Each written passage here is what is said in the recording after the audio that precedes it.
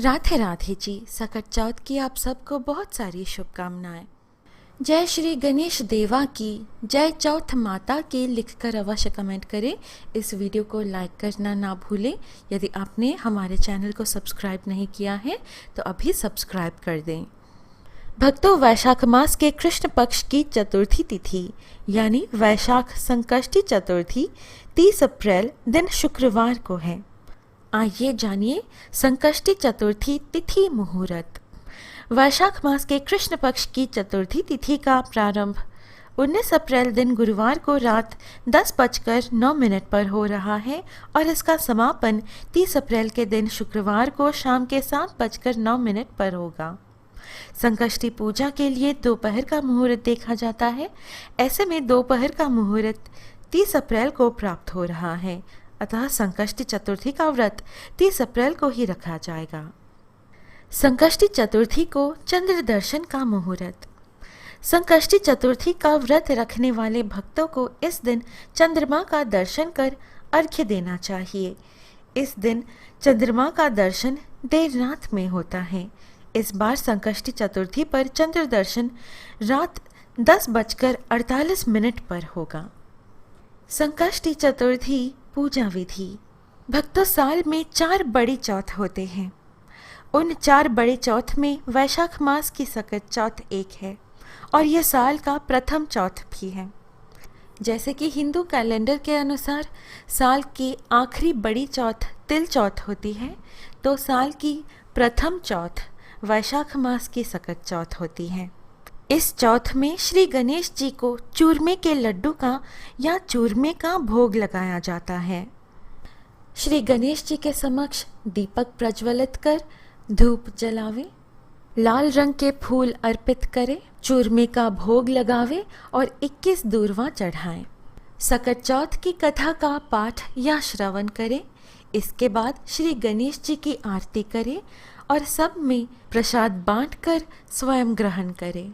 ज़रूरतमंद विद्यार्थियों को इस दिन पेन या नोटबुक, कॉपी इत्यादि का दान करें। यह थी पूजा विधि। आइए अब कथा श्रवण करें। ओम श्री गणेशाय नमः। एक शहर में देवरानी जेठानी रहती थी। जेठानी अमीर थी और देवरानी गरीब थी।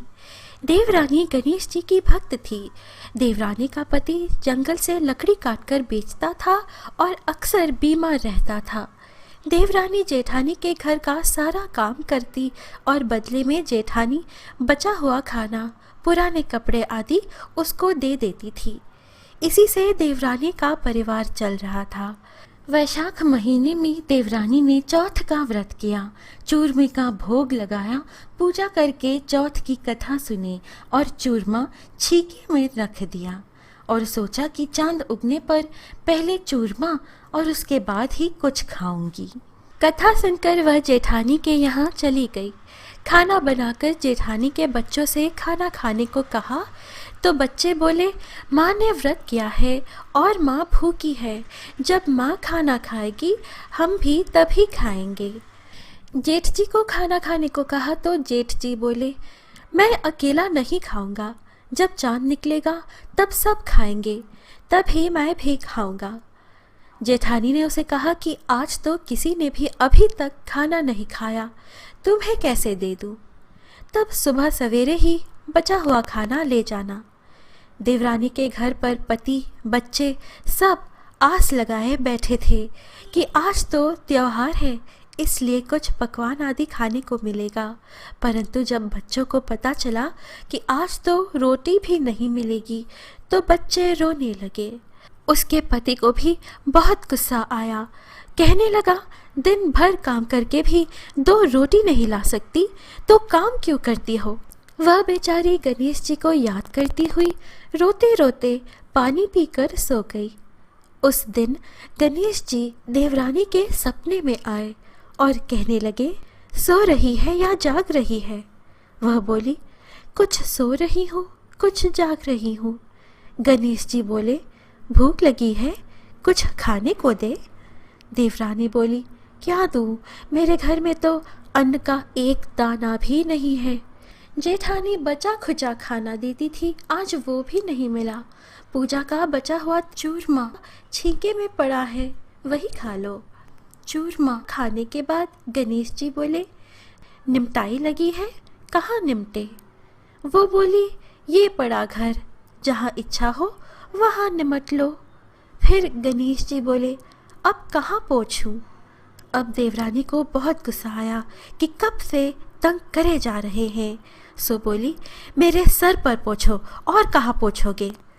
सुबह जब देवरानी उठी तो यह देखकर हैरान रह गई कि पूरा घर हीरे मोती से जगमगा रहा है। सिर पर जहाँ बिंदायक जी पोंछनी कर गए थे, वहाँ हीरे की टीके व बिंदी जगमगा रहे थे। उस दिन देवरानी जेठानी के काम करने नहीं गई। बड़े देर तक राह देखने के बाद जेठानी ने बच्चों को देवरानी को बुलाने भेजा। जेठानी ने सोचा, कल खाना नहीं दिया इसलिए शायद देवरानी बुरा मान गई है। बच्चे बुलाने गए और बोले, चाची चलो, माँ ने बुलाया है, सारा काम पड़ा है। दुनिया में चाहे कोई मौका चूक जाए, पर देवरानी जेठानी आपस में कहने का मौका नहीं छोड़ती। देवरानी ने कहा, बेटा बहुत दिन तेरी माँ के यहाँ काम कर लिया, अब तुम अपनी माँ को ही मेरे यहाँ काम करने भेज दो। बच्चों ने घर जाकर माँ को बताया कि चाची का तो पूरा घर हीरे मोतियों से जगमगा रहा है। जेठानी दौड़ती हुई देवरानी के पास आई और पूछा कि ये सब हुआ कैसे। देवरानी ने उसके साथ जो हुआ वो सब कह डाला। घर लौटकर जेठानी अब ढेर सारा घी डालकर चूरमा बनाया और छीके में रखकर और सो गई। रात को चौथ विंदायक जी सपने में आए, कहने लगे, भूख लगी है, क्या खाऊं?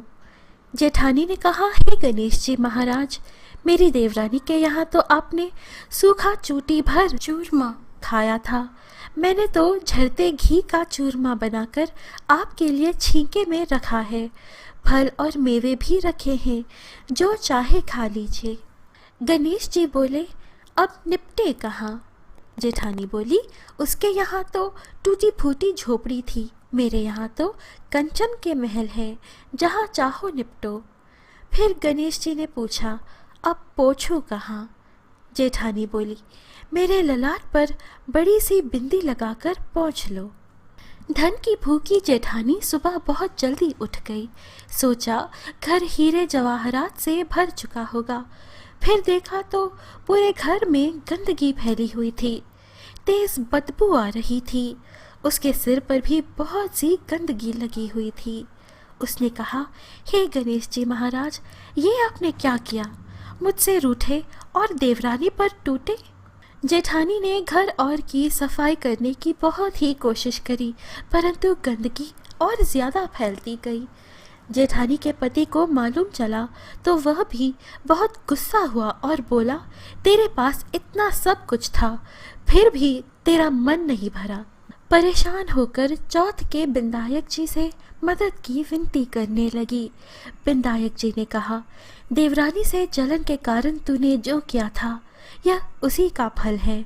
अब तू अपने धन में से आधा उसे देगी, तभी यह सब साफ होगा। उसने आधा धन बांट दिया, किंतु मोहरों की एक हांडी चूल्हे के नीचे गाड़ रखी थी। उसने सोचा किसी को पता नहीं चलेगा और उसने उस धन को नहीं बांटा। उसने कहा, हे चौथ बिंदायक जी, अब तो अपना यह बिखराव समेटो। वे बोले, पहले चूल्हे के नीचे गाड़ी हुई मोहरों की हांडी सहित ताक में रखी 2 सुई की भी पांति कर। इस प्रकार बिंदायक जी ने सुई जैसी छोटी चीज का भी बंटवारा करवाकर अपनी माया समेटी। हे गणेश जी महाराज, जैसे आपने देवरानी पर कृपा करी वैसी सब पर करना। कहानी कहने वाले, सुनने वाले व हुंकारा भरने वाले सब पर कृपा करना, किंतु जेठानी को जैसी सजा दी वैसी किसी को मत देना। बोलो गणेश जी महाराज की जय, चौथ माता की जय। भक्तों, यह थी आज की प्रस्तुति। आशा है आपको यह वीडियो अच्छी लगी। इस प्रकार के और आध्यात्मिक वीडियोस पाने के लिए कृपया हमारे YouTube चैनल पवित्र वचन को सब्सक्राइब कर हमसे बने रहिएगा। फिर मिलेंगे अगली वीडियो में। जय श्री कृष्ण। राधे राधे।